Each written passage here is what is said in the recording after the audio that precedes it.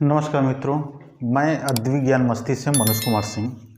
आज उत्तर प्रदेश लेखपाल की बात करते हैं और आज हम स्टार्ट करेंगे जियोमेट्री रेखा गणित। यूपी लेखपाल में जियोमेट्री से केवल 5 क्वेश्चन आएंगे। अब सिलेबस में क्या क्या है?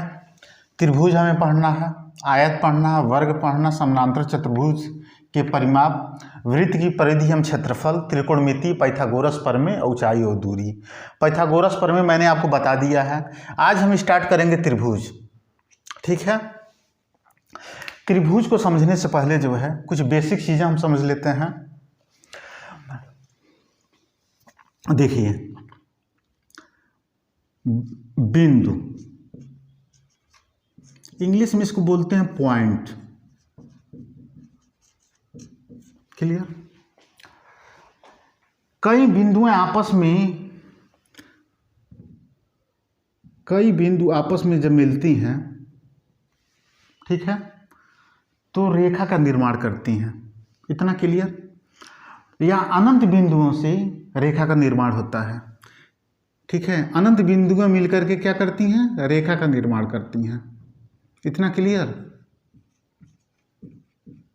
ठीक है, पहला पॉइंट हो गया। सेकेंड पॉइंट से समझिए, मैंने क्या कहा कि अनंत बिंदुओं से मिलकर के क्या होता है? रेखा का निर्माण होता है। इतना क्लियर? दूसरा समझिए, संरेख रेखा एवं असंरेख रेखा। क्लियर? असंरेख रेखा किसे बोलते हैं?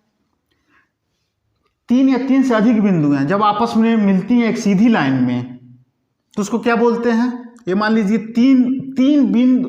3 या 3 से अधिक बिंदु होनी चाहिए एक सीधी रेखा में, आपस में जब जाकर के मिलती हैं तो उसको हम क्या बोलते हैं? उसको हम संरेख रेखा बोलते हैं। संरेख रेखा। असंरेख रेखा किसे बोलते हैं? ये 3 या 3 से अधिक बिंदु हैं, ठीक है, टेढ़ी मेढ़ी जो है पॉइंट पे जाकर के मिलती हैं। इसमें सीधी रेखा पे जाकर के मिलती हैं। अब एग्जांपल के माध्यम से समझिए। देखिए, एक पॉइंट यहाँ है, एक पॉइंट ये हो गया, एक पॉइंट ये हो गया, एक पॉइंट ये हो गया। अब यह टेढ़ी होकर के, ठीक है, 3 या 3 से अधिक बिंदु हैं। ये हो गया, ये हो गया, ये हो गया, ये हो गया, तो इसको हम बोलते हैं असंरेख रेखा। संरेख रेखा। तीसरा शब्द मेरे मित्रों, प्रतिच्छेद बिंदु। समझिए, प्रतिच्छेद बिंदु, ये आपका बिंदु हो गया। क्लियर? इस पॉइंट पे जब कई रेखाएं जब गुजरती हैं, अब देखिए,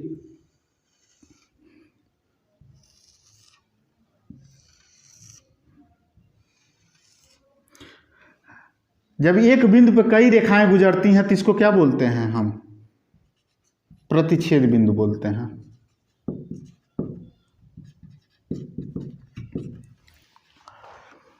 एक होता है संगामी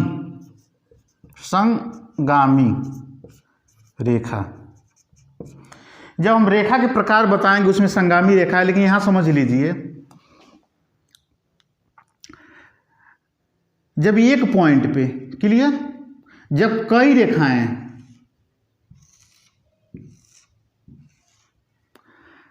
आपस में गुजरती हैं जिसको प्रतिच्छेद बिंदु कहते हैं। ठीक है, आज जब एक रेखा पे, यह रेखा एक हो गया, इस पे भी कई रेखाएं गुजरती हैं तो इसको हम बोलते हैं संगामी रेखा। इस बिंदु पे गुजर रही है, इस पे रेखा पे गुजर रही है, ये चीजें समझ लीजिए, इसको संगामी बोलते हैं। संगामी रेखा। इतना क्लियर?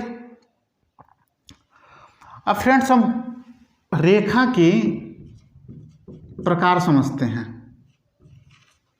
ठीक है, मैंने आपको बताया है कि अनंत बिंदुओं से मिलकर के रेखा का निर्माण होता है। रेखा जो कई प्रकार के होते हैं। पहला हम पढ़ते हैं वक्र रेखा। इसको इंग्लिश में फ्रेंड्स हम कर्व रेखा बोलते हैं, कर्व लाइन्स बोलते हैं। इसके एग्जाम्पल के माध्यम से समझते आप चले जाइए, ठीक है। कोई रेखा जो है विचलित होते हुए जब चलती है, ठीक है, तो उसको हम वक्र रेखा कहते हैं। सेकेंड क्या होता है? सरल रेखा।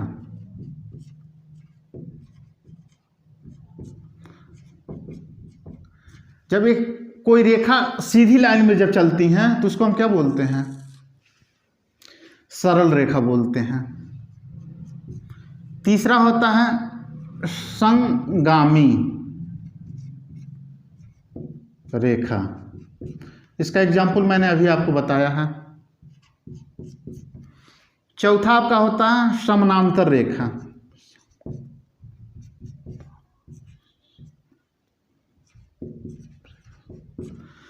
दो रेखाएं पैरेलल चलती हैं, क्लियर। इनके बीच की जो डिस्टेंस है,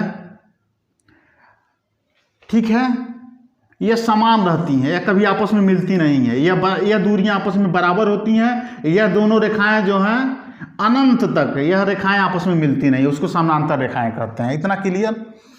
और आपका पांचवा जो होता है तिर्यक रेखा बोलते हैं इसको।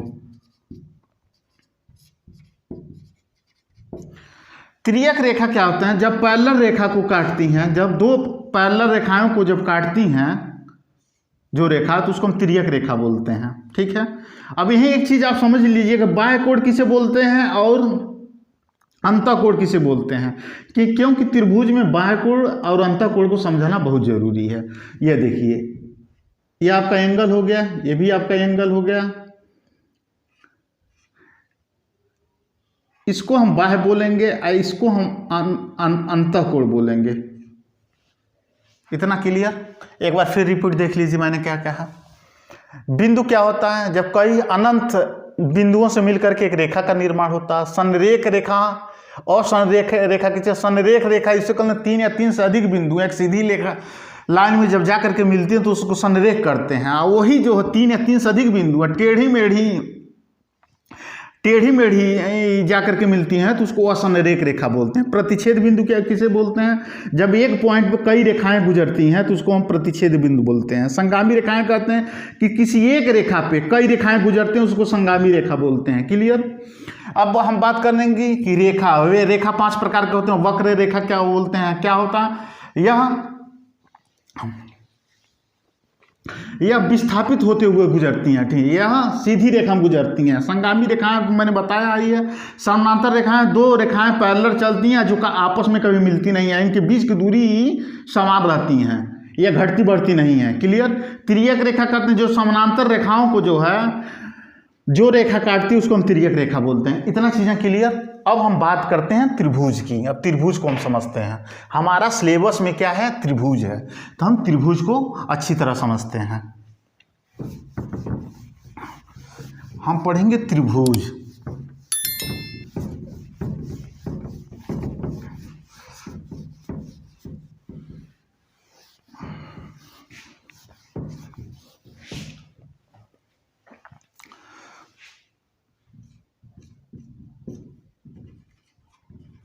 त्रिभुज देखिए, त्रिभुज की परिभाषा है तीन सरल रेखाओं से घिरी हुई आकृति को हम त्रिभुज बोलते हैं, ठीक है।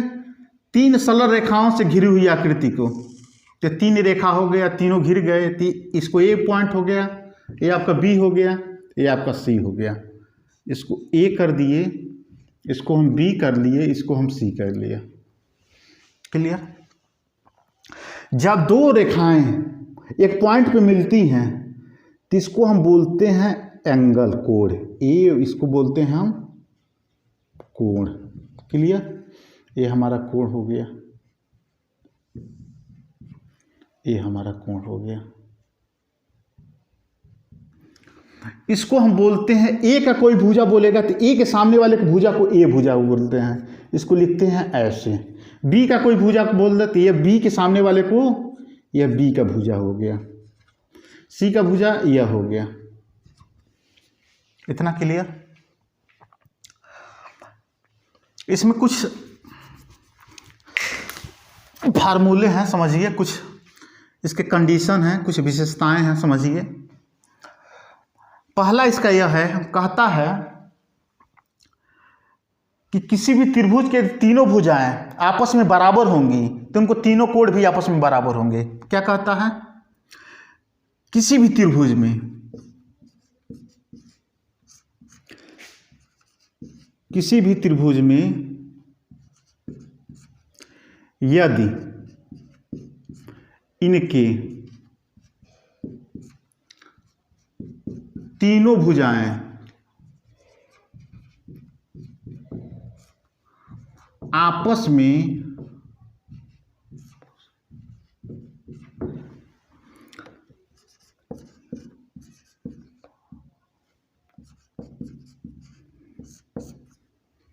बराबर होंगी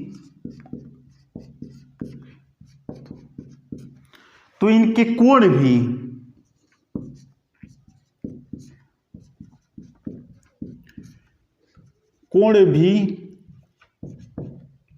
आपस में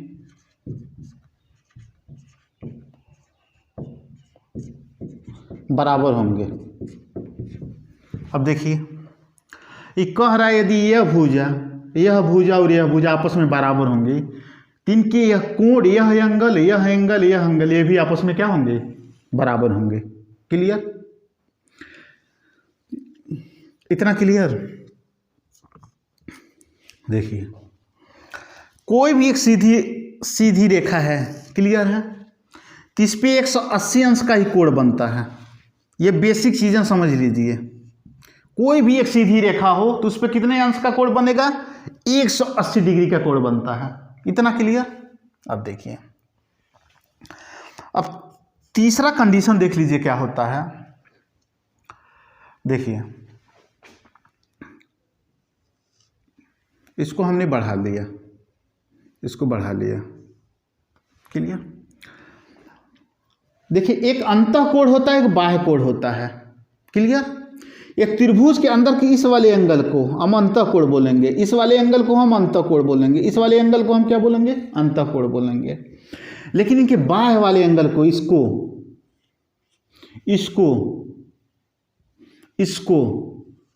हम क्या बोलेंगे? बाह्य कोण बोलते हैं। इसको हम इस त्रिभुज के अंदर वाले कोण को क्या बोलते हैं? अंतःकोण बोलते हैं। अंतःकोण बोलते हैं। त्रिभुज के बाहर जो कोण बन रही हैं उसको हम बाह्य कोण बोलते हैं।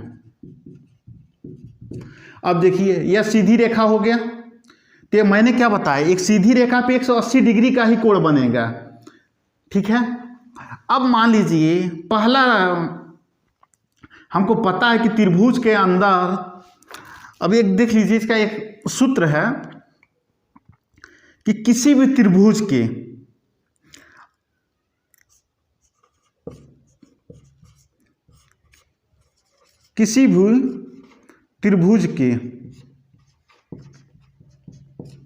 अंतःकोणों का योग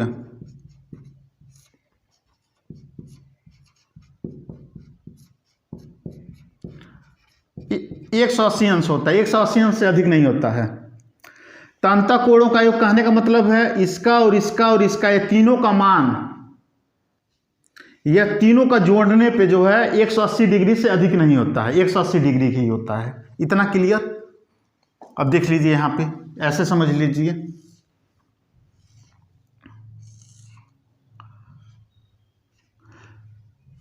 यदि हम इसको 100 मान लें तो यह 50 होगा, यह 30 होगा, तभी तो 180 आएगा। नियम क्या है कि कोई भी त्रिभुज के अंदर के कोणों का योग कितना होता है? 180 अंश हो गया, या 100 हो गया, या 150 हो गया, 30 हो गया, 180 अंश हो गया। क्लियर? कोई भी हो। यदि यह मान लीजिए 60 होगा तो ये भी 60 हो जाएगा। इसको कुछ भी रख लीजिए, ये 60 मान लीजिए, ये भी 60 हो गया, 36 18 हो गया। ये हर कंडीशन में ये तीनों एंगल जोड़ने पे 180 अंश ही होगा। इतना क्लियर? दूसरा कहता है कि कोई भी कोण हो, किसी भी त्रिभुज में जो बाह्य कोणों का योग होता है, यह अंत हो गया, बाह्य कोणों का योग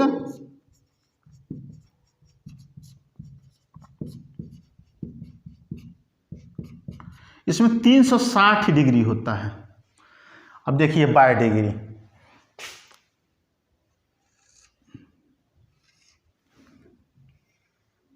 हमने क्या कहा कि कोई भी एक सीधी रेखा है उस पर कितना डिग्री का कोण बनता है, 180 अंश का। क्लियर?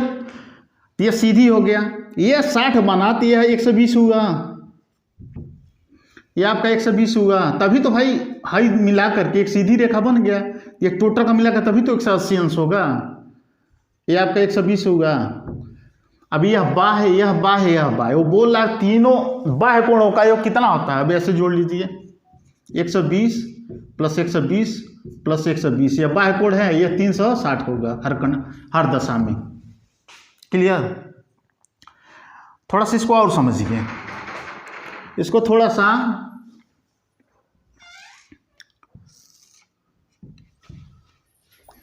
थोड़ा सा ऐसे ले जाते हैं।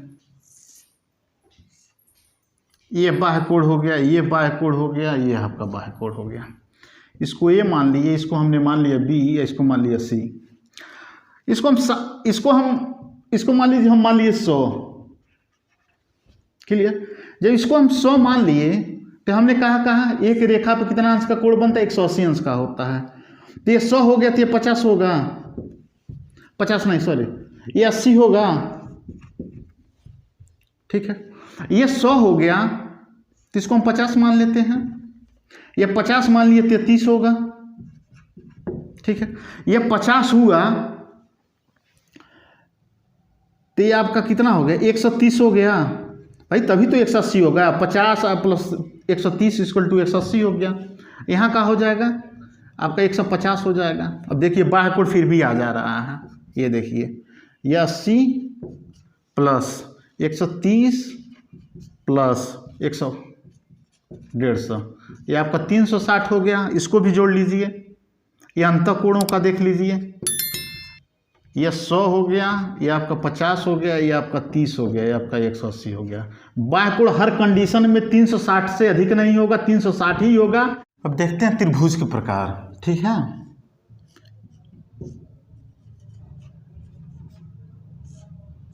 त्रिभुज के प्रकार। त्रिभुज का 2 प्रकार से वर्गीकरण किया जाता है। क्लियर? पहला भुजाओं के आधार पे,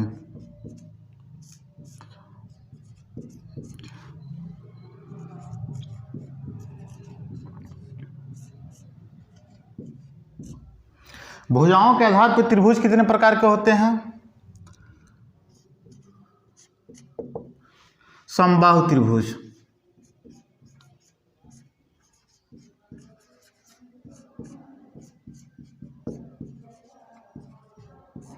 समबाहु त्रिभुज किसे कहते हैं?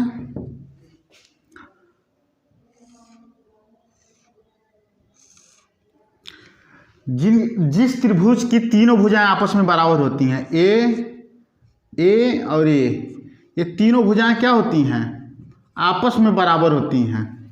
ठीक है, उसको समबाहु त्रिभुज बोलते हैं। समबाहु त्रिभुज किसे बोलते हैं? तीनों भुजाएं आपस में बराबर होती है, उसको समबाहु त्रिभुज बोलते हैं। सेकंड जो है विषम बाहु बोलते हैं, विषम बाहु।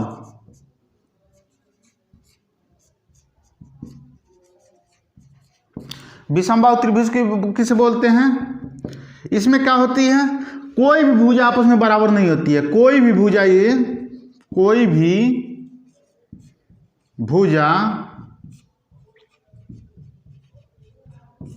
आपस में बराबर नहीं होती हैं। क्लियर? तीसरा बोलते हैं समद्विबाहु त्रिभुज, समद्विबाहु।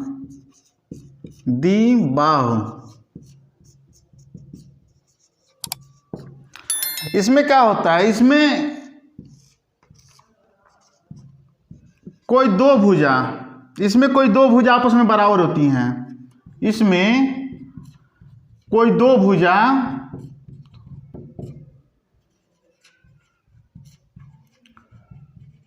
आपस में बराबर होती हैं। ए भी हो सकता है, ये दोनों भुजाएं आपस में बराबर हो सकती हैं, या ए मिलकर ये दोनों बराबर हो सकती हैं। ठीक है, या ये और ये आपस में बराबर हो सकती हैं। तो एक बार फिर देख लीजिए, भुजाओं के आधार पे समबाहु त्रिभुज किसे बोलते हैं, इसमें सभी भुजाएं आपस में बराबर होती हैं। विषमबाहु त्रिभुज किसे बोलते हैं, जिसमें कोई भी भुजाएं आपस में बराबर नहीं होती। समद्विबाहु, इसमें दो भुजाएं आपस में बराबर होती हैं। क्लियर। अब हम बात करते हैं त्रिभुज को कोणों के आधार पे। कोणों के आधार पे त्रिभुज कितने प्रकार के होते हैं। तो कोणों के आधार पर त्रिभुज 3 प्रकार के होते हैं। पहला क्या होता है, समकोण त्रिभुज। समकोण त्रिभुज किसे बोलते हैं कि किसी भी त्रिभुज में एक एंगल 90 डिग्री का होगा। एक एंगल, यह एंगल हो गया, एक एंगल 90 डिग्री का होगा। ये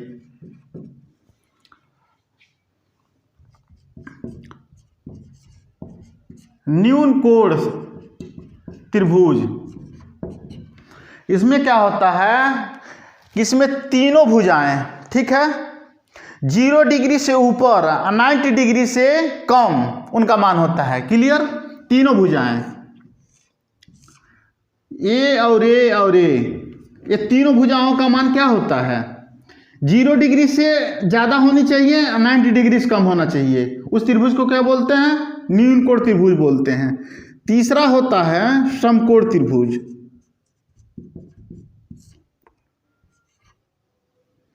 नहीं, तीसरा होता है अधिक कोण, समकोण बोलना अधिक कोण त्रिभुज। अधिक कोण में क्या होता है, इसमें एक एंगल, कोई एक एंगल का मान, कोई एक एंगल, यह त्रिभुज हो गया, इसमें से या ये इसमें से कोई एक एंगल का मान जो है, एक एंगल का मान 90 डिग्री से ऊपर होता है। एक एंगल का मान 90 डिग्री से ऊपर होगा। क्लियर। मान लीजिए इसको हम 100 मान लेते हैं, तो ये आपका कितना हो जाएगा, ये 50 हो जाएगा, 30 हो जाएगा। ठीक है। कोई यदि इसको हम 100 मान लेते हैं तो ये 50 होगा। कोई एक एंगल कितना हो जाएगा, उसका मान 90 से ऊपर होता है। ऐसे बनेगा ये 100 होगा तो ये 50 हो गया, ये आपका 30 हो गया। इतना क्लियर है। अब एक और 7वां समझते हैं। एक 7वां भी होता है, उसको हम बोलते हैं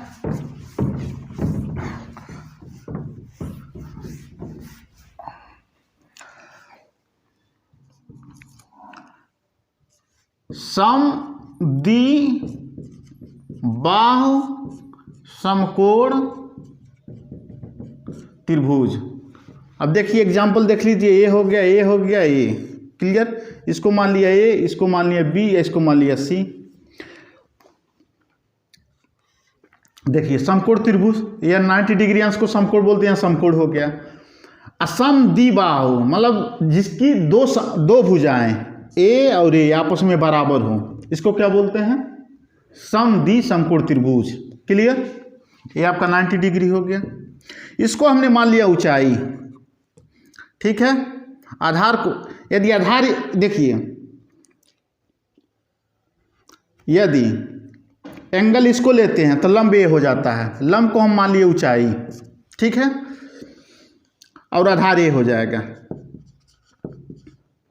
क्लियर। 90 डिग्री के सामने वाले को हम कर्ण बोलते हैं। इतना क्लियर। एक चीज और समझ लीजिए, त्रिभुज का क्षेत्रफल परिमाप। क्षेत्रफल किसे कहते हैं, परिमाप किसे कहते हैं, समझ लीजिए। या मान लीजिए त्रिभुज हो, इसका बोल दे कोई क्षेत्रफल निकालने के लिए, तो देखिए ये अंदर का, त्रिभुज के अंदर का ये एरिया, इसको हम बोलते हैं क्षेत्रफल। क्लियर। इसका बोल दे कोई बोल रहा है त्रिभुज का क्षेत्रफल निकाले, तो इस वाले एरिया को बोल रहा निकालने के लिए, ये वाला, ये त्रिभुज के अंदर वाले टोटल का। ठीक है। अब परिमाप क्या हो जाता है, ए भुजा की, इसकी लंबाई, इसकी लंबाई, इसकी लंबाई को हम परिमाप बोलते हैं, इस वाले भुजा को। क्लियर। अब देखिए यहाँ से देख लीजिए, समकोण त्रिभुज का क्षेत्रफल पूछ दे, 1/2 ऊंचाई इसको मान लिया, ऊंचाई गुणे आधार, ये फार्मूला हो गया। परिमाप बोलना निकालने के लिए ये 3 भुजाएं हो गए, गुणे भुजा हो गया, ये परिमाप का फार्मूला हो गया। अब इसको लेखपाल में ये क्वेश्चन आते कैसे हैं उसको हम कल के वीडियो में बताएंगे आपको, ठीक है मित्रों। मेरे चैनल को ज़्यादा से ज़्यादा सब्सक्राइब कीजिए। स्पेशल जो है यूपी लेखपाल, UP police, UP SSC video, ये 3 एग्ज़ाम को लेकर के हम पढ़ा रहे हैं। यदि आपको मेरा पढ़ाना अच्छा लग रहा है तो ज़्यादा से ज़्यादा सब्सक्राइब कीजिए, लाइक कीजिए और लोगों को बताइए। धन्यवाद मित्रों।